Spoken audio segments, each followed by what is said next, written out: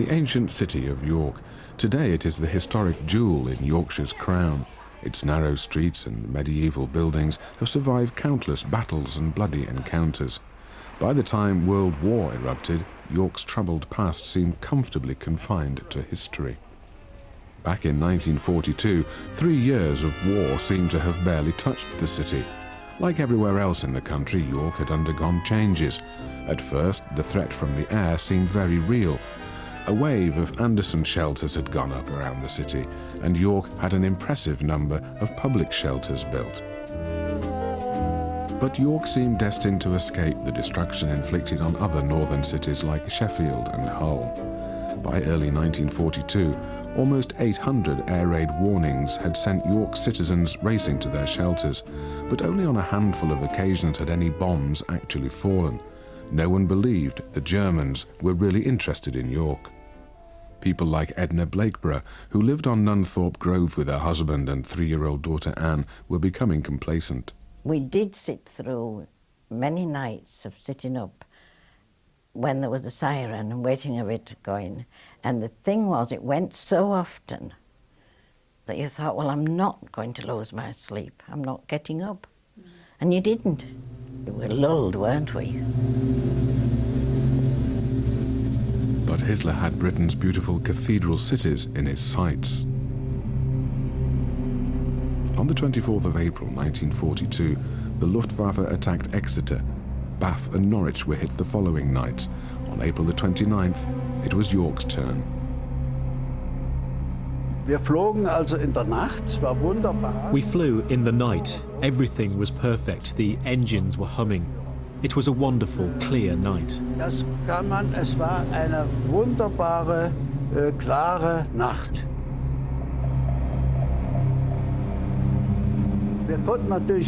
We couldn't see the individual houses, but we could see the flames everywhere. We could see the outline of the city and the area where we were supposed to drop our bombs. A young police constable, Charles Barnard, was on duty that night. And I remember standing outside at 1:45 time. The flares started dropping over Clifton, and I thought, well, it looks as though we're going to have a busy night, but I didn't, anticipate exactly what would happen. A wave of bombers began to unload their deadly cargoes over the city, but it would be another 10 minutes before the air raid siren sounded. At Nunthorpe Grove, Edna Blakeborough was at home alone with her daughter Anne. Well, I was fast asleep, and you can't miss it. It was the first bombs that dropped. It was a terrific sound. No one could ever lay in bed, you just knew. They were just falling all about us. It was terrific, and we were petrified. Despite the danger, Edna left the house with Anne to seek shelter next door. This aircraft came right low, and he was so low, I could see the rear gunner's face. He was in his leather, all his uniform. It was ever so plain. He was only a young man, 19 to 21, I would think. And he was machine gunning me. I think in my mind was if I kept going, he couldn't get me with a machine gun bullet. 13-year-old Brenda Milner was at home with her mother. Her father, William, a qualified first aider, was on the night shift at York Station. Well, the first I remember was my mother shouting, and the air raid siren was wailing, and the bombs were dropping, and my mother was saying, "Come on, they're here." So my mother and I sat under the dining room table with the budgie in his cage, and we could hear the bombs for an hour and a half. 253 Squadron were one of the few RAF night fighter units within reach of York. They were scrambled from Hibblestow in Lincolnshire 20 minutes after the raid began and knew they were in for a difficult night. If you hadn't got radar on the aeroplane, then it was practically impossible. On a really dark night, you haven't much chance of seeing anything unless you just happen to bump into it, as it were. The Hurricanes took off and circled the town. 12 of them all at different levels. Once the fires were going, it was not difficult to see the aircraft below you, and they had permission to shoot down any twin-engine aeroplane. Meanwhile, Lieutenant Carl Merlin was nearing his target. Dann sagte mir auch, wann ich die The lookout told me when I should drop the bombs. He just shouted, "Now," and I pressed the button. Then, I think there were 4 250-kilo bombs which fell on York in the direction of the industrial quarter. auf York in die Richtung der Industrieanlagen. The Bar Convent in York was a Roman Catholic school for girls run by nuns. The school had put air raid protection in place, but the attack still came as a shock. There were 6 nuns who were actually air raid wardens, and so of course they stayed above ground with their helmets on, and the rest of the community and the children went into the cellars.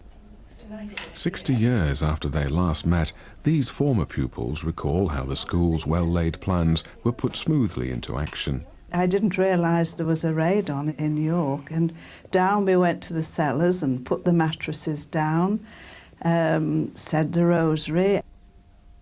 But one of the elderly nuns was missing. One of the sisters sent to find her later recounted what happened next. Mother Agnes went out along the passage to get something.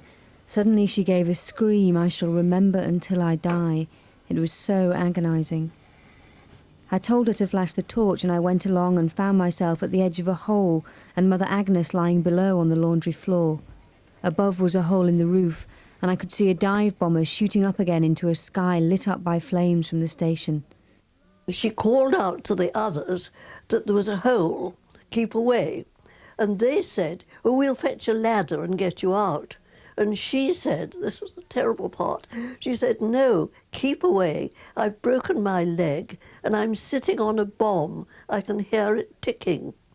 So they said, "No, of course we'll get you out." But as they went, the bomb exploded and killed everybody except the youngest. A blinding dust filled our mouths and eyes, and a terrible noise of falling bricks followed it. It was pitch dark, and the smell of gas filled the cellar. Rubble from the blast blocked the escape routes from the girls' cellars. The blackness, that's what petrified me. I couldn't bear the blackness, and then wondering what was going to happen. And then people seemed to come quite quickly. An entire east wing of the convent had been destroyed. They all met together, and then they realised, of course, that some were missing. And then I suppose Sister Andrew told them what had happened.